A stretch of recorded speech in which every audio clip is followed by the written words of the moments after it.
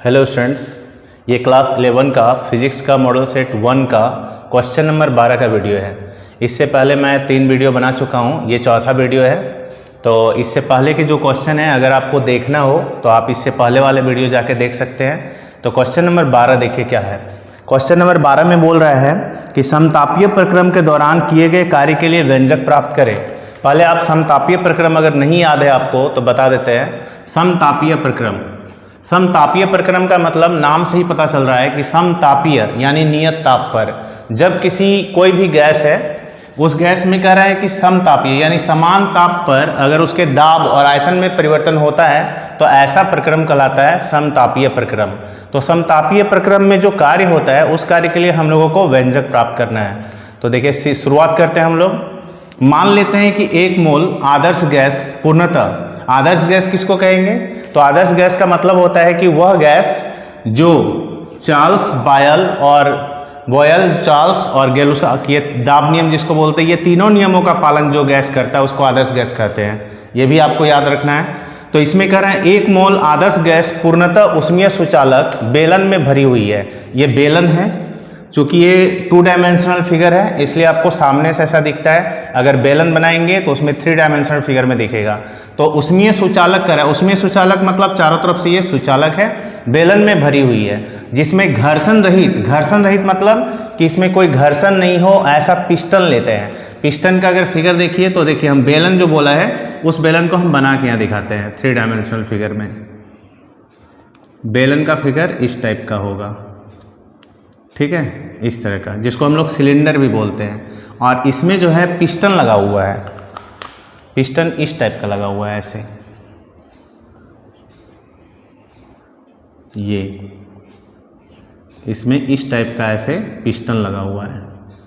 अब उम्मीद है कि आप लोगों को फिगर समझ में आ रहा होगा। इसी पिस्टन का बात किया जा रहा है यहाँ पे। वो देखिए 3 डायमेंशनल फिगर, ये 2 डायमेंशनल फिगर है। तो कह रहा है कि अनुप्रस्थ काट क्षेत्रफल ए वाला, इस पिस्टन का क्षेत्रफल क्या है? ए, और घर्षण रहित यानी कि घर्षण इसमें नहीं है ऐसा पिस्टन इसमें लगा हुआ है। यही पिस्टन है, वहाँ पे इस तरह से एकदम साधारण तरीके से दिखाया गया है। अब कह रहा है कि चित्र के अनुसार, इस चित्र को देखिए या इस चित्र को देखिए, इस चित्र के अनुसार कहता है आयतन भी, गैस का जो आयतन भी है वो क्या करता है? सिलेंडर की दीवार पर और पिस्टन पर बल लगाता है P।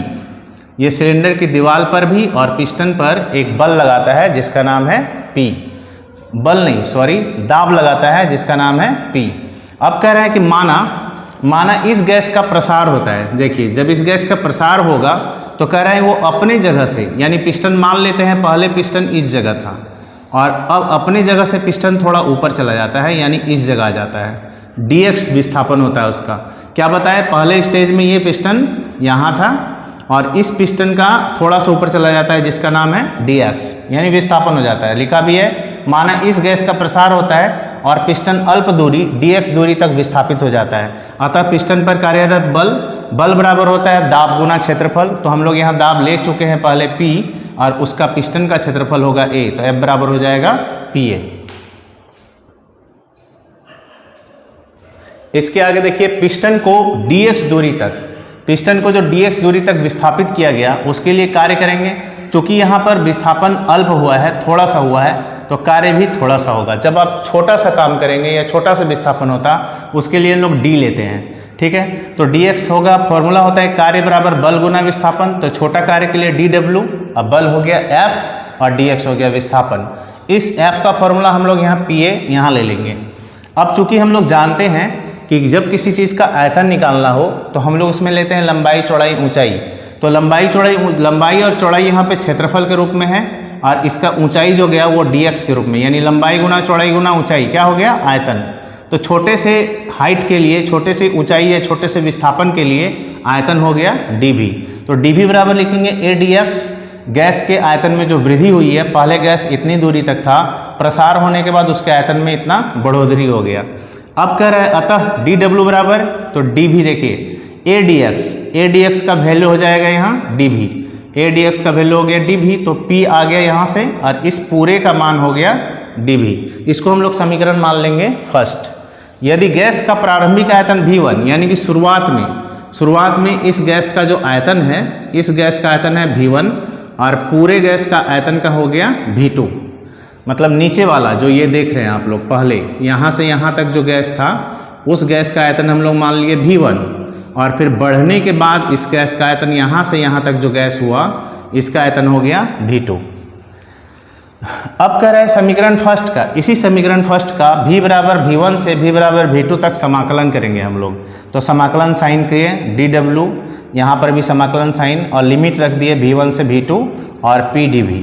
अब हम लोग आदर्श गैस समीकरण से लेंगे। आदर्श गैस समीकरण होता है PV बराबर RT, इससे हम लोग P निकाल लिए तो RT बाय V हो गया।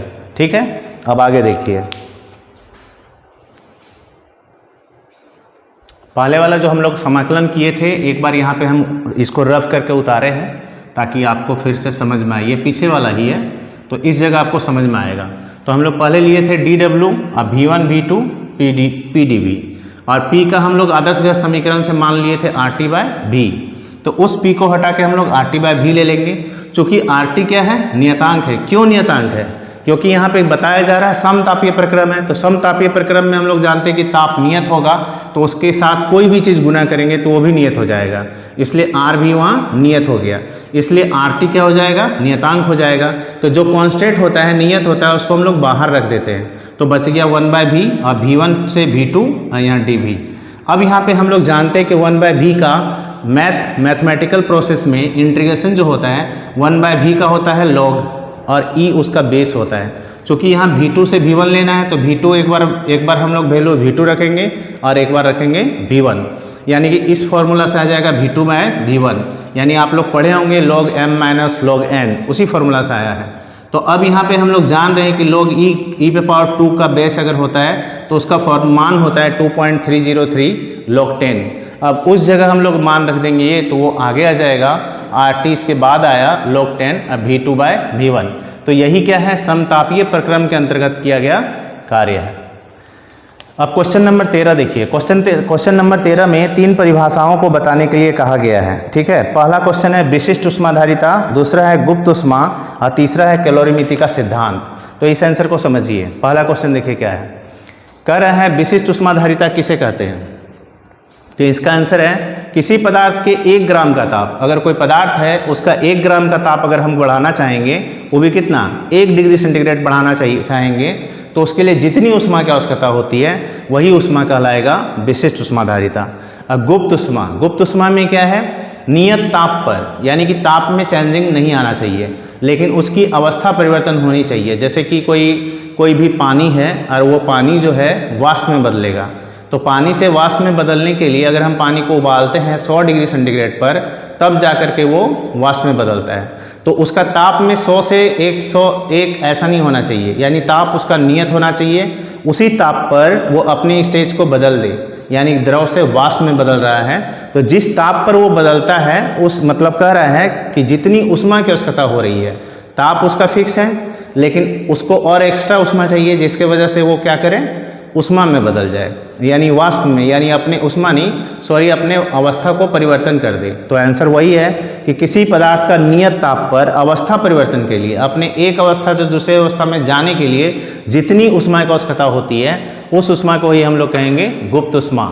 अब कैलोरीमिति का सिद्धांत समझिए। कैलोरीमिति का सिद्धांत क्या है, तो किसी वस्तु द्वारा, अगर 2 वस्तु आपस में संपर्क में है, तो अगर एक वस्तु अपनी ऊष्मा को त्याग कर रही है तो जस्ट सामने वाला जो वस्तु है उतनी ही ऊष्मा लेगा जितनी कि इस ऊष्मा द्वारा त्यागी गई।